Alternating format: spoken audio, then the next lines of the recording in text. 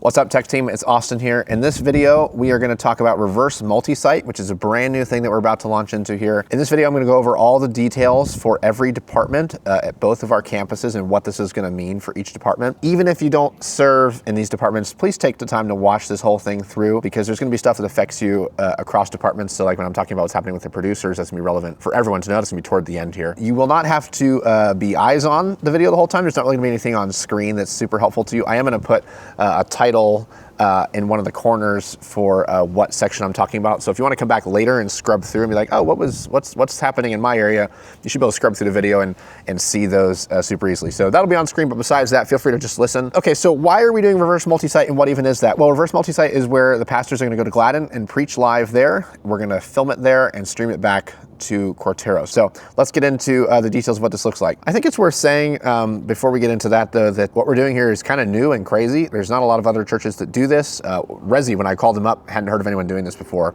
So we have the opportunity to really try out some new stuff here, to do it together and to get really good at it. And so I'm excited to get to do this with you all. So it's gonna be fun. So let's get into what this looks like. So I'm gonna start with Gladden and I'm gonna kind of step through each position and what this means for that. And then we'll get to Cortero and get to that. So what we're trying to do is have the least complexity possible on the Gladden side of things. If you've been a part of Gladden's setup before, there's a lot going on and there's not a ton of room for extra stuff to do. So we're trying to keep it simple on the setup side of things, but also operationally. Before I go too much further, it's important to know that with the Resi system we use, we have encoders and decoders. Encode is send and decode is receive. And so each site now has a set of an encoder and a decoder, and we can send either way, kind of as you would expect. And so that's one more thing to know as we get into it. So for tech directors at Gladden, as always, you're in charge of overseeing the team, making sure everything's going well. Our top priority as always is getting the band set up.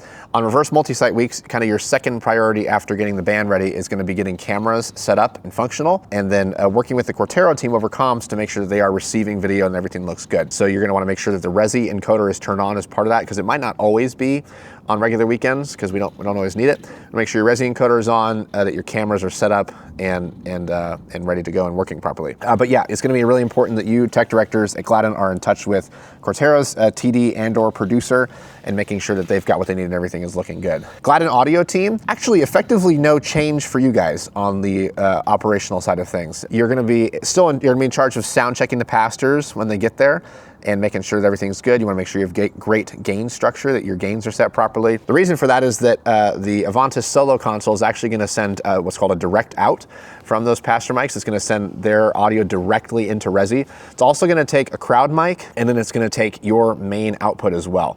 So that's 4 channels that are going to get sent through Resi directly to Cortero. Essentially, just make sure your mics are well calibrated and good, and you should be set, and Resi will handle the rest there.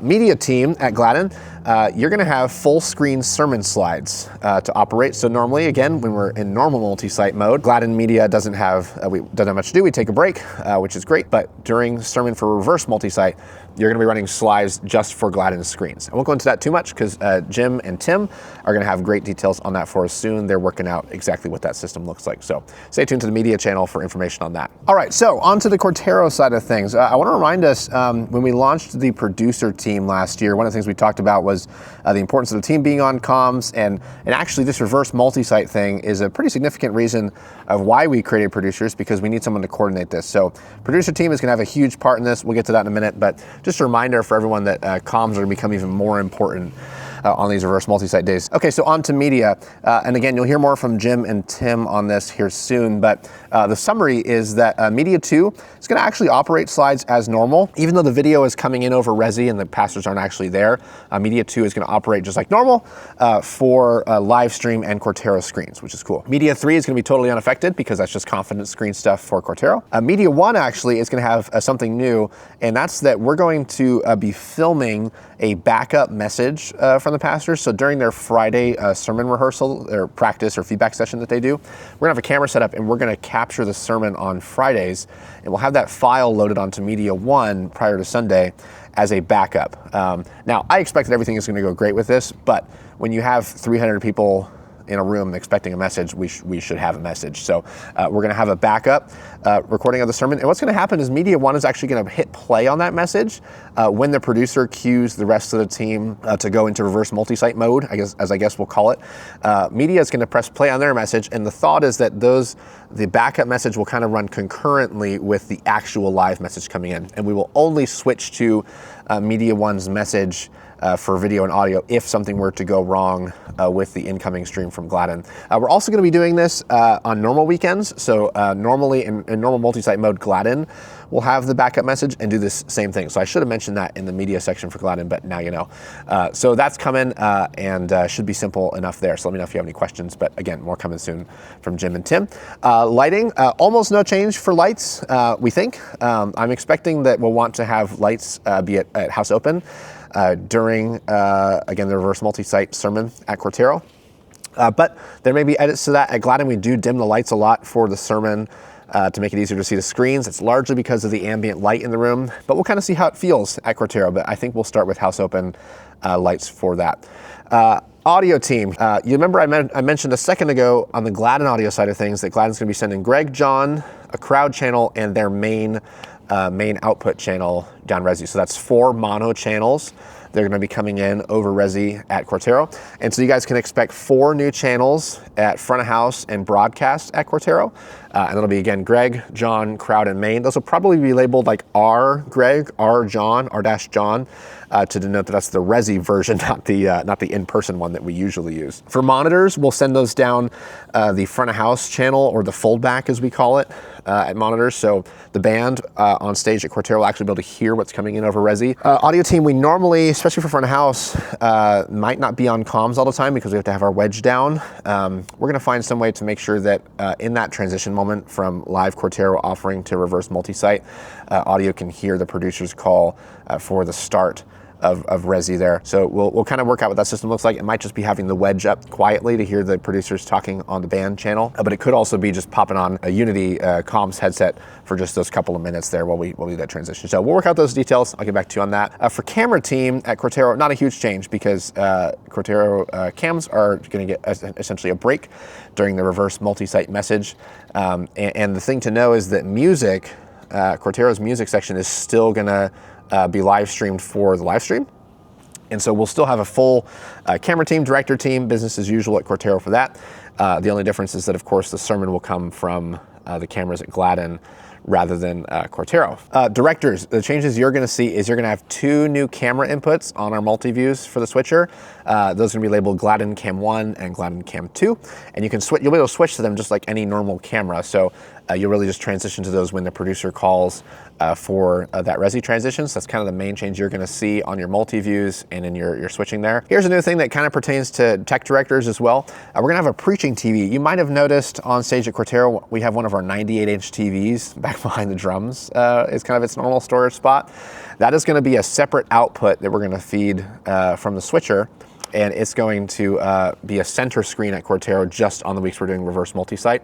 So what'll need to happen is that, and again, I'm talking to tech directors here as well, we'll need to roll that TV out at some point after music, probably during the offering section, roll it out into the center, right in front of the preaching platform, and connect a power and video signal input for that. So projectors, we're gonna kind of, tech directors, we're gonna kind of hash that out as we go. Video directors, it's worth knowing that that's gonna be something that you'll have a Stream Deck control to turn on and start sending video to, because we don't want that thing displaying video during Cortero's music section. So here's something that's a little bit different too. Normally for video directing, we will turn on iMag for Cortero projectors a little ways into sermon once a camera team has had time to line up. For reverse multi-site, we're gonna wanna turn on iMag as soon as possible in the offering section. And the reason for that is it's gonna eliminate some complexity because we're gonna have, again, that transition from live Cortero cameras to the incoming cameras over Resi for reverse multi-site.